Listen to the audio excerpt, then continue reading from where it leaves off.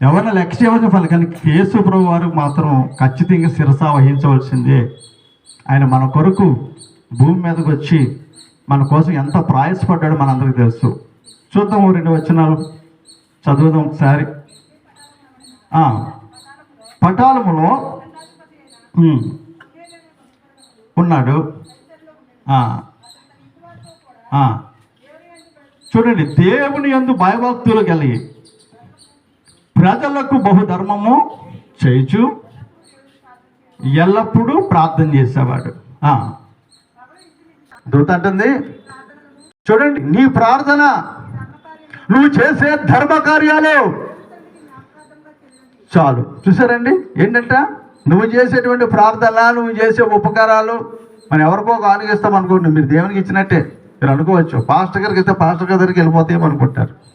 మీరు ఇచ్చింది దేవునికి అనుకోవాలి. మీరు మెయిన్ చాలామంది అనుకుంటున్నారు పాస్టర్ గారికి ఇస్తా అనుకుంటారు, కానీ మన ఇచ్చేది ఎవరికంట? ధర్మకార్యాలు. ఇక్కడ భయభక్తులు కలిగినటువంటి వ్యక్తి. ఎందుకు మన గ్రామంలో అలా ఉండడం లేదు? అది ప్రశ్న. ఎంతోమంది తల్లులు ఈ రోజున ఏడుస్తూ ఉన్నారు. కారణం ఏంటి?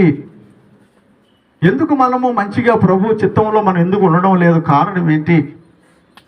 ఈరోజు ఎంతోమంది యవనస్తులు నిజంగా మరి త్రోవ తప్పే పరిస్థితి, కన్యకులు కావచ్చు, పురుషులు కావచ్చు, చాలా బాధ వేస్తుంది కదా. మన కళ్ళ ఎదుటే మనకు వెళ్ళిపోతుంటే చాలా బాధ వేస్తుంది. ఏంటి కారణం? ఇంత ప్రార్థన ఉంటుంది, ఇంత భక్తి ఉంటుంది, ఎందుకు అలా చేస్తున్నారు? చిన్నప్పటి నుంచి పెంచి పాలు ఇచ్చి, పటికి బెల్లం నీళ్ళు ఇచ్చి పెంచి, వాళ్ళ కాలేజీలకి ఎన్నో డబ్బులు ఖర్చు పెట్టి, ఎంతోమంది తల్లిదండ్రులైనా ఎవరైనా సరే బిడ్డల కోసం తన త్యాగం చేసి ఇంత చేస్తున్నప్పుడు చాలా కొన్ని సందర్భాల్లో మనకు బాధను కలిగిస్తాయి. కారణం ఏంటంటే బైబిల్ మనకు చెప్తుంది. ఈరోజు చెప్పే మాట ఏంటంటే, ఖచ్చితంగా మన కుటుంబ ప్రార్థన ఉండాలి.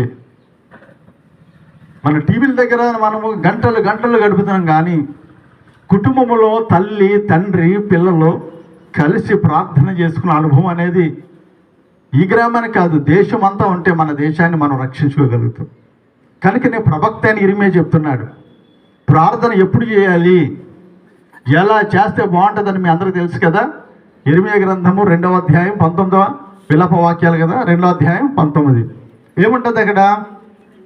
రేయి లేవాలి, ప్రార్థన చదవండి ఒకసారి, క్లారిటీగా ఉంటుంది కదా. అసలు ఆ సిస్టమ్ అనేది ఈరోజు నా కుటుంబంలోంచి రావాలి, మీ కుటుంబంలోంచి రావాలి. ఎందుకంటే మన గ్రామంలో మన పిల్లలు చక్కగా సంతోషంగా ఉండాలి, ఆనందంగా ఉండాలి. 2:19 విలాప వాక్యాలు తెలుసు కదా మనందరికీ. 2:19 నీవు లేచి రేయి మొదటి జామున మొరపెట్టుము, నీళ్లు కుమరించినట్లు ప్రభువు సన్నిధిని కుమ్మరించుము, నీ పసిపిల్లల ప్రాణం కొరకు. చాలండి, చూశారు కదా.